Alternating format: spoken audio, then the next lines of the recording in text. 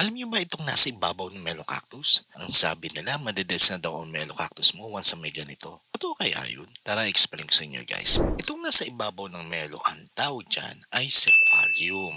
From cephalo, it means head. Kaya nga, cephalium kasi nga it's growing on top of the melo. Now, when your melo has started to have a cephalium, it has become matured and is ready to reproduce and make seeds. However, it also means that your melo will stop growing physically and begins to age. Kung ganun pala, hindi ba't parang nasa final stage na siya? Kasi wala na susunod dun eh. Well, ang alam ko is that Melocactus isn't monocarpic. Still, many people say that their melo died shortly after developing a cephalium. Paano na yun?